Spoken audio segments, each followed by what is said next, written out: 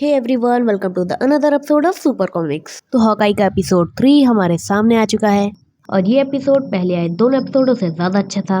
तो जैसे जैसे इस सीरीज के और भी एपिसोड आते जा रहे हैं वैसे वैसे ये सीरीज और भी इंटरेस्टिंग होती जा रही है। हालांकि 3 एपिसोड पूरे हो चुके हैं और 3 ही एपिसोड और बचे हैं, पर उन्हें भी देखने में काफी मजा आने वाला है। तो आज मैं करने वाला हूँ हॉकाई के एपिसोड 3 का ब्रेकडाउन। तो बिना देरी करे इस वीडियो को स्टार्ट करते हैं।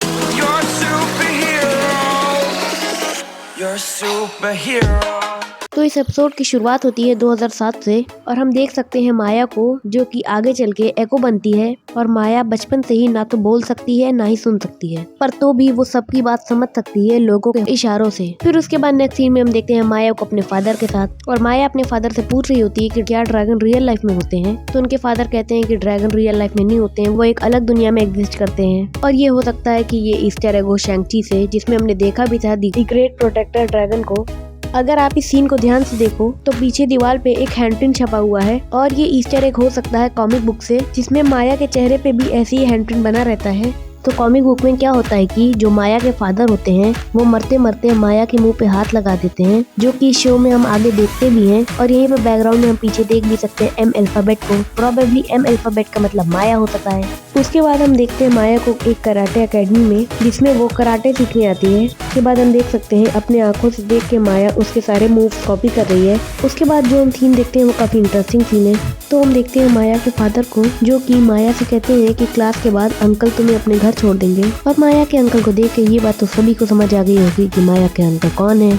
तो माया के अंकल और कोई नहीं बल्कि किंग पिम है, जो कि हमें एपिसोड 1 से ही पता चल गया था कि इस शो में हमें किंग पिम दिखने वाला है। फिर उसके बाद हम देखते हैं कि माया बड़ी हो चुकी है और वो किसी जिम में फाइट कर रही है। और आप यहाँ पर देख सकते हैं कि माया का एक पैर आर्टिफिशियल है, और जो इस शो में एको का रोल प्ले कर रही हैं एलेकुआ कॉक, उनका रियल लाइफ में भी एक पैर आर्टिफिशियली है और वो रियल लाइफ में भी बोल और सुन नहीं सकती हैं। और फिर उसके बाद माया अपने घर आती है और देखती है कि रोनिन ने उसके घर पर अटैक कर दिया है। और हम देखते हैं कि रोनिन माया के फादर को माया के सामने मार देता है। तो तभी से माया डिसाइड कर लेती है कि अब मैं रोनिन को नहीं छोड़ने वाली हूँ। और माया के फादर मरते मरते माया के चेहरे पे खून का निशान छोड़ जाते हैं अपने हाथ का। फिर उसके बाद माया की सारी कहानी दिखाने के बाद हमें दिखाया जाता है प्रेजेंट डे, और हम देख सकते हैं ट्रैक सूट माफिया के बेस को, और वहीं पर केट बिशप और हॉकाई बंधे हुए हैं। और यहीं पे हम ट्रैक सूट माफिया वालों की कॉमेडी भी देख सकते हैं, जो काफी देर तक चलती है। और फिर इसके बाद हम देखते हैं एको को, जो कि हॉकाई के पास आती है। और जब एको देखती है कि हॉकाई ने अपने कानों में कोई मशीन लगाई हुई है, तो एको सोचती है कि हॉकाई मेरी तरह सुन नहीं सकता है,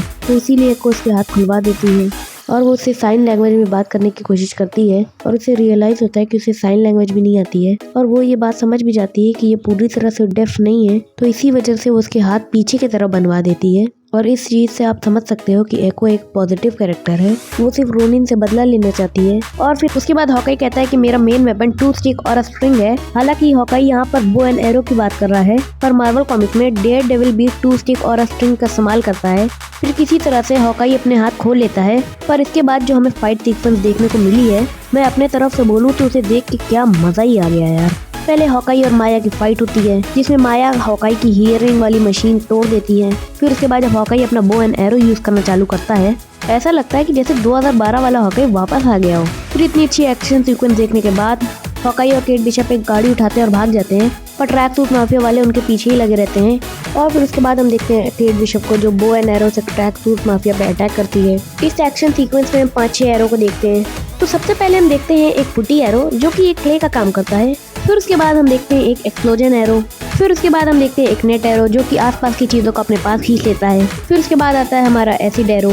और फिर हम एक यूएसबी एरो भी देखते हैं, जो कि हमने व्हाट इफ के टीवी शो में देखा था, जिससे वो लोग अल्ट्रॉन को हराते हैं जोला का प्रोग्राम अल्ट्रॉन के अंदर इंसर्ट करके।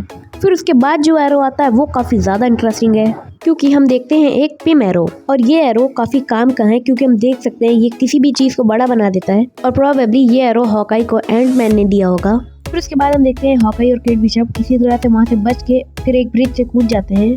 और फिर से हम वही देखते हैं हॉकाई का दी एवेंजर्स वाला स्टाइल, और हॉकाई केबल एरो मार के एक ट्रेन पे आ जाता है। फिर उसके बाद हम देखते हैं कि ट्रैक सूट माफिया वाले अपना बेस बदल रहे हैं और वो कहीं और जाने की तैयारी कर रहे हैं। और आप यहाँ पर क्लाउन को भी देख सकते हो, तो क्लाउन के बारे में भी थोड़ा बात कर लेते हैं। तो क्लाउन का पूरा नाम काजी द क्लाउन रहता है। तो कॉमिक बुक में ये कैरेक्टर पूरा का पूरा साइको रहता है, और ये बिना किसी रीजन के किसी को भी मार देता है। और इस शो में इस कैरेक्टर को कॉमिक बुक का उल्टा दिखाया गया है। और आप ये भी देख सकते हो कि जब माया केट बिशप को मारने जा रही होती है तब क्लाउन उसे आके समझाता है और आगे चल के हो सके हमें इसका साइको वाला साइड भी दिखाया जाए। फिर उसके बाद हम देखते हैं कि हॉकाई और केट बिशप एक रेस्टोरेंट में होते हैं और यहीं पे केट बिशप हॉकाई को एक कॉस्ट्यूम ड्रॉ करके दिखाती है और उसके बारे में बताती है और केट उसे जो कॉस्ट्यूम दिखाती है वो बिल्कुल एक्यूरेट है कॉमिक बुक से। फिर उसके बाद हॉकाई और केट बिशप केट की मॉम के घर पे आ जाते हैं और वो लोग यहाँ पर इसलिए आते हैं ताकि वो लोग जान सके कि इन लोग का लीडर कौन है, मतलब कि माया के ऊपर कौन है।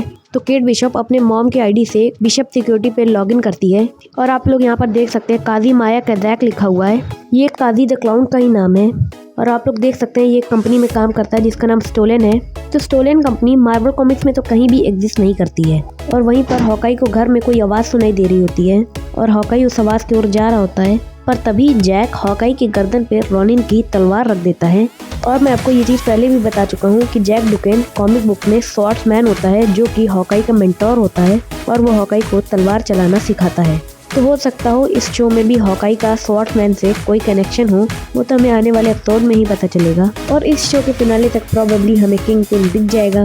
और केविन फाइगी ने कंफर्म कर दिया है कि चार्ली कॉक्स यानी कि डेयरडेविल हमें आगे मार्वल में दिखने वाले हैं। तो ये था हॉकाई के एपिसोड 3 का ब्रेकडाउन। उम्मीद है आपको ये वीडियो पसंद आया होगा और इस वीडियो को ज़्यादा से ज़्यादा लाइक और शेयर कीजिए और मेरे चैनल सुपर कॉमिक्स को सब्सक्राइब कीजिए। और मैं मिलता हूँ आपको किसी और नई वीडियो में।